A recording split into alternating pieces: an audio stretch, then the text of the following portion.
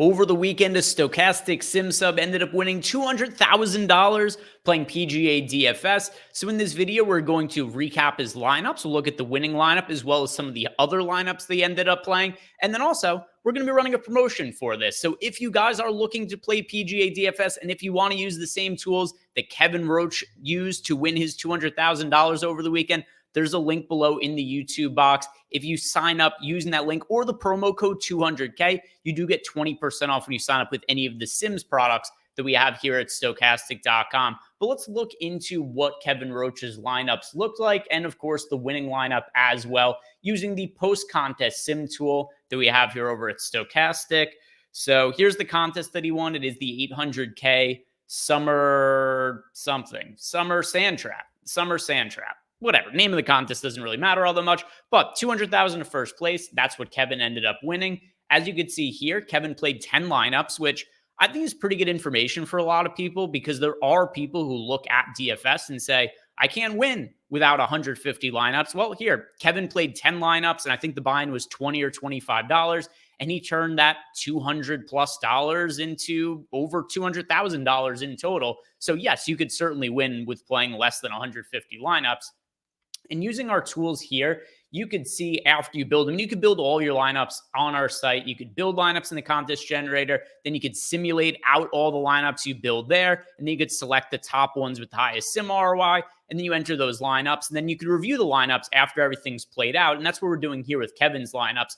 So you can see of the 10 lineups he played, they did have a projected simulated ROI of 43.6%. His actual ROI is clearly crazy because he ended up coming in first place. So he ended up with the 7 gazillion actual ROI on his lineups. The reason it's different is because nobody's actually going to be expected to come in first every week. But still, you could see using the tools on the site, he did have good lineups. He was expected to have a 43.6% ROI on the lineups he played. You can see here as well, he was simulated to score an average of 478.52 fantasy points per lineup when he ended up actually scoring 559 points.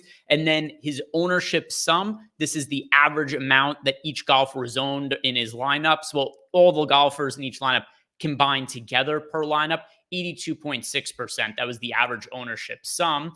But now let's go and look at the golfers he played over the weekend. So you could see if we click on Kevin's name here, here's the golfers he had the most exposure to. So Sepp Straka, who ended up being a good value play, he had him in half of his lineups.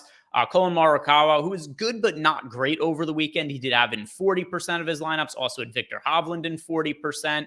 What really ended up winning him the contest, though, was Tom Kim being in 20% of his lineups. Kim was only owned in 14% of the field's lineup, so he came in overweight to the field on Tom Kim.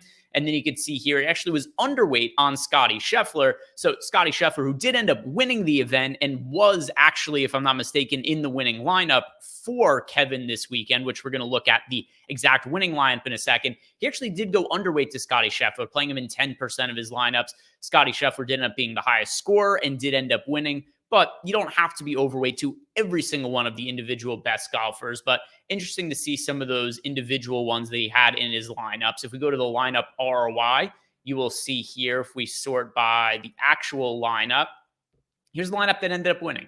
Scotty Scheffler, Tom Kim, Sungjae Im, Shane Lowry, Tom Hoge, and then Adam Hadwin. And I believe these were all golfers with the exception being Scotty Scheffler, who we saw Kevin was either overweight to the field to or right around even with the field in terms of the golfers that he had in this lineup. And then you can see some of the other metrics here. Actual finishing position, it came in first place. If you look at the total fantasy points scored, 724. Ownership sum, 78.2. One thing that is kind of interesting about that is it was one of his lower owned lineups compared to the other ones he played. Another thing of note, which I think a lot of people might take interest in, he used all of the salary, or almost all of the salary in all of the lineups he played. So of the 10 lineups Kevin had, 5 of them used all of the salary, so half of them. Then he had 4 lineups that only left $100 in salary on the table, and then another lineup here that left $200 in salary on the table. Now, despite this, all of these lineups were unique other than one of them. So you can see here, it is still very possible to win big GPPs in PGA DFS and have unique, different lineups, even if they use all the salary. I've seen some people say that they think they have to leave salary on the table for PGA DFS. That is certainly not the case. Kevin's lineups here are a pretty good indicator of that.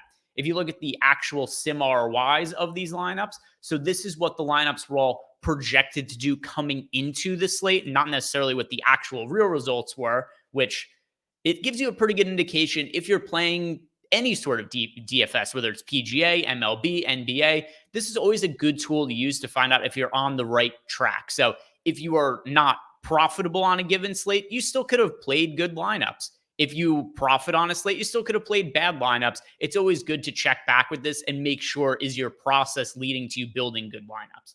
So if we look at all the lineups Kevin played, every single one of them, with the exception of one, was a lineup that had not only a positive expected ROI, but actually an ROI north of 30%. So very, very good lineups that Kevin ended up building here.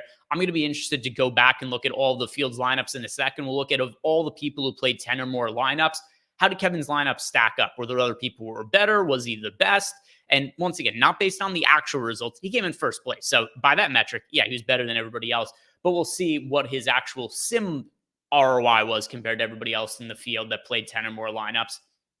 But if you see here, so Kevin's best lineup by sim ROI, 94.1% here. It did have Xander Schauffele, Victor Hovland, Sepp Straka, Adam Scott, Siwoo Kim, Lee Hodges.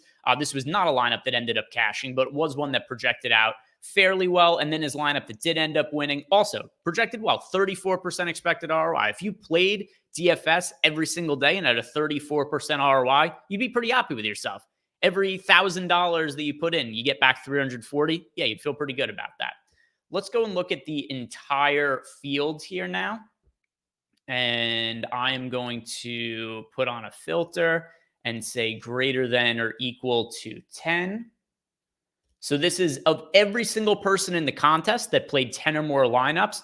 You'll see here that Kevin actually did have the third highest sim ROI. So only J Bain K31 and D Harding had a set of lineups that was projected to have a higher sim ROI. So even based on the post-contest sims, it's not just that Kevin ended up coming in first place. Our data and our tools here also indicate that he was building some of the best lineups of anybody in the field. So congrats to Kevin for the big win. Hope maybe this helped you guys a little bit with some of your stuff when you're building PGA lineups. Obviously, every slate is different, so just not saying you should go out and you play Tom Kim and Scotty Scheffler every week and you profit, but there is some stuff in here, like in terms of what the average ownership was of his lineups, how much salary he used, that maybe you guys could find helpful to building future lineups. And once again, if you want to sign up to the PGA tools that we have here at Stokastic.com, use the links below in the description box, sign up with the promo code 200K. But that's already loaded into those links as well. So if you click one of those links, it's already loaded into the sign up page there. And that'll get you 20% off any PGA Sims package that you decide to sign up for. If you haven't done it already, like the video, subscribe to the YouTube channel, and good luck with your PGA lineups.